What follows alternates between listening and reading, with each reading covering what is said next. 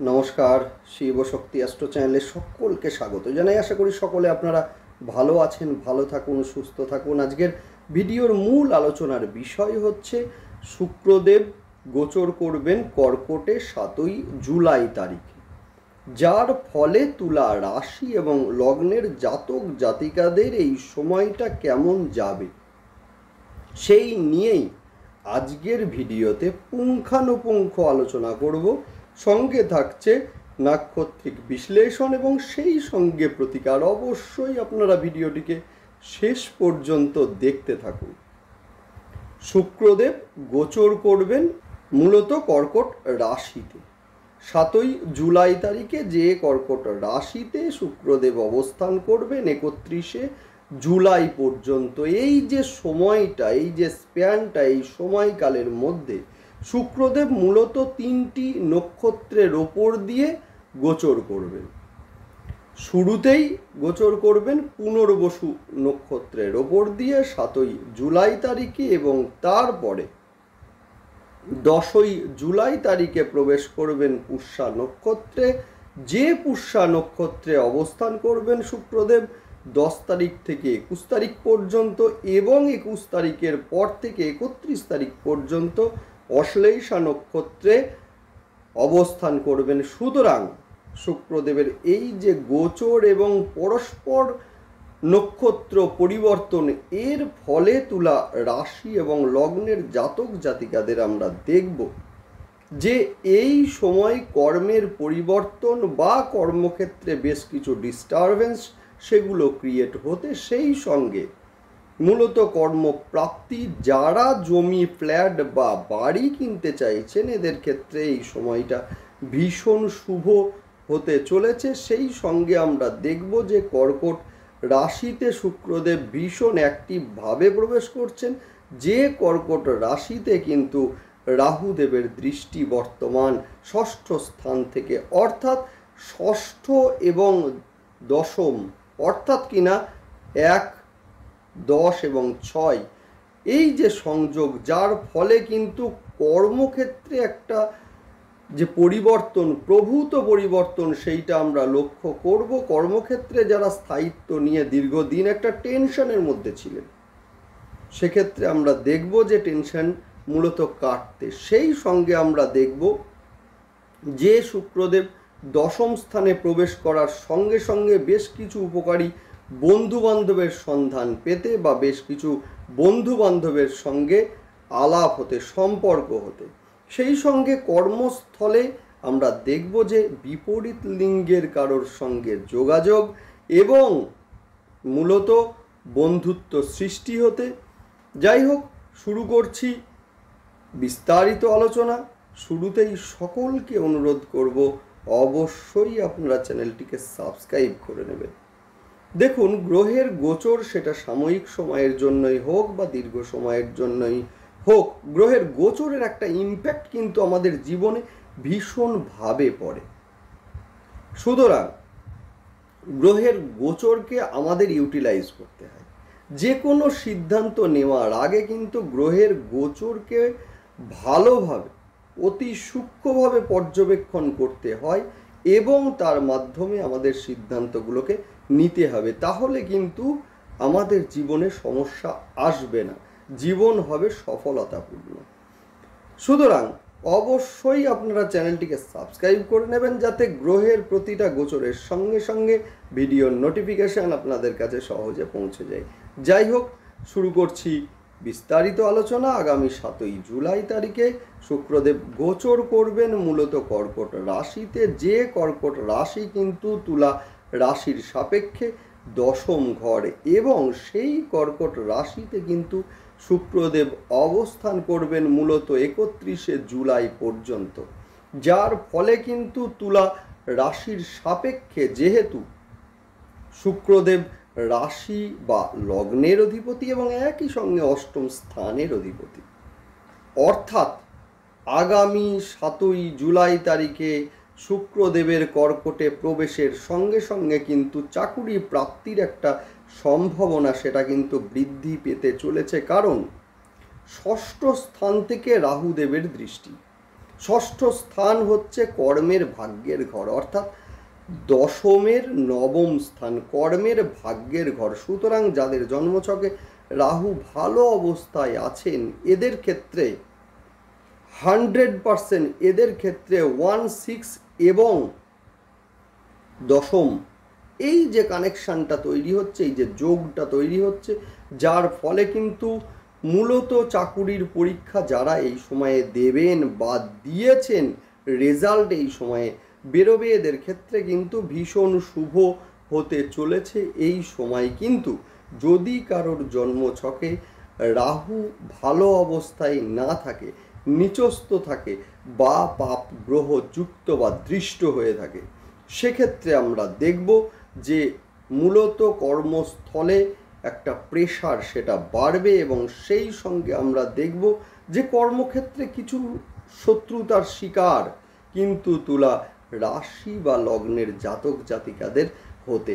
Next আমরা যেটা দেখব সেটা হচ্ছে গৃহ লাভের সম্ভাবনা, সেটা কিন্তু এই সময় বৃদ্ধি পাচ্ছে। বিশেষ করে তুলা রাশি এবং লগ্নের জাতক জাতিকাদের যারা গৃহ ক্রয় করতে চাইছেন বা ফ্ল্যাট ক্রয় করবেন ভাবছেন, তাদের ক্ষেত্রে কিন্তু এই সময়টা ভীষণ ভীষণ শুভ হতে চলেছে। যারা মেডিসিন বা মেডিকেল রিলেটেড যে কোনো ব্যবসার সঙ্গে যুক্ত, হতে পারে সেটা ওষুধের দোকান, হতে পারে সেটা ডায়াগনস্টিক সেন্টার, যেটাই হোক না কেন, সেক্ষেত্রে কিন্তু আমরা দেখব ব্যবসার উত্তর বৃদ্ধি।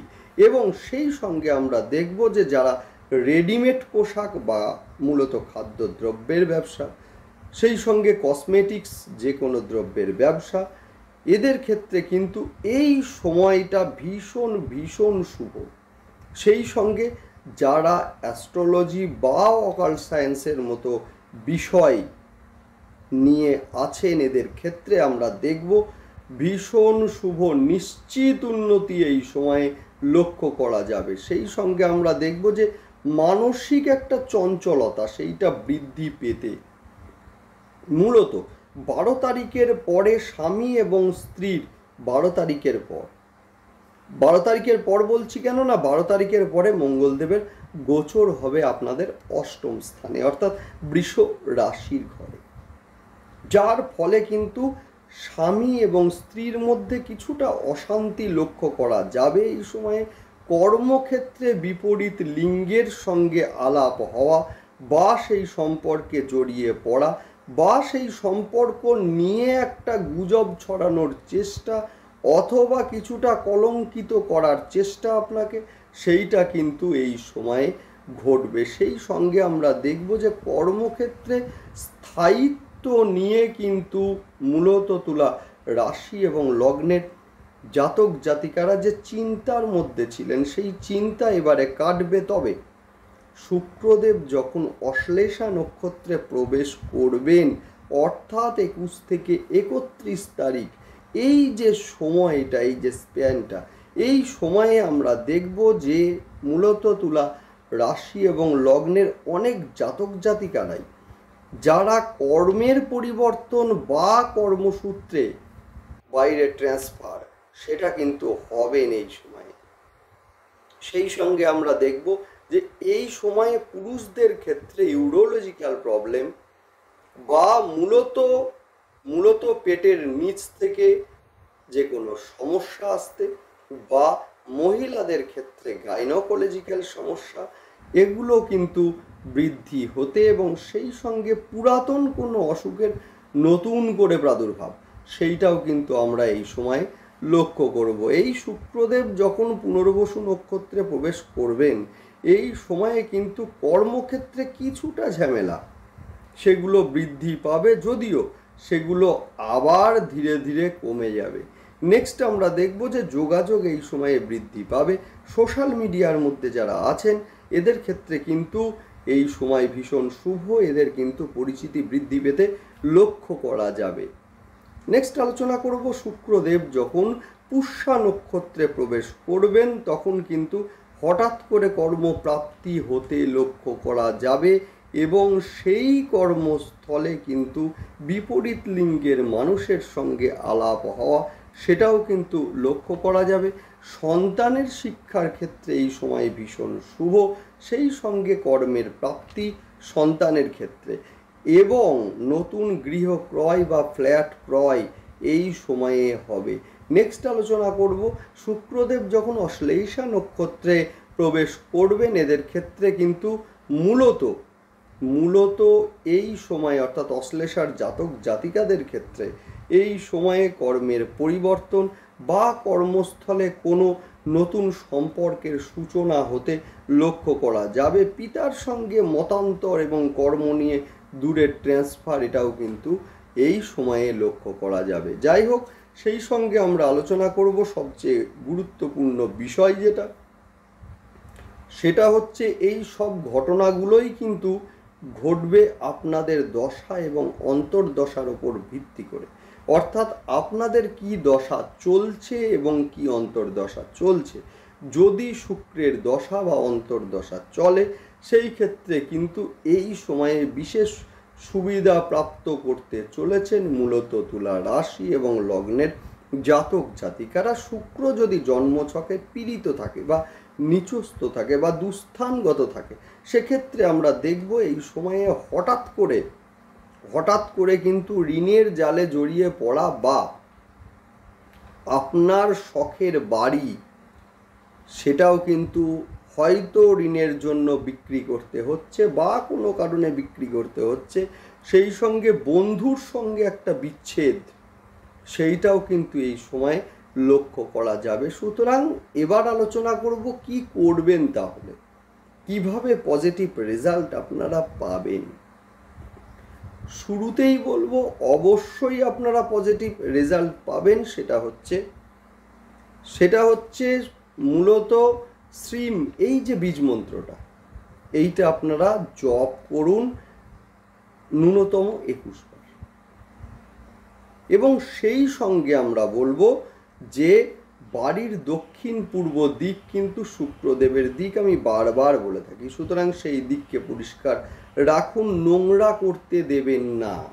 সেইখানে সুন্দর সুন্দর ফুলের গাছ লাগিয়ে দিন, যথেষ্ট ভালো রেজাল্ট আপনারা পাবেন। সেই সঙ্গে সুগন্ধি পারফিউম আপনারা ব্যবহার করুন। এই সময়ে কিন্তু ছেঁড়া জুতো বা ছেঁড়া বা নোংরা জামা কাপড় পরা যাবে না।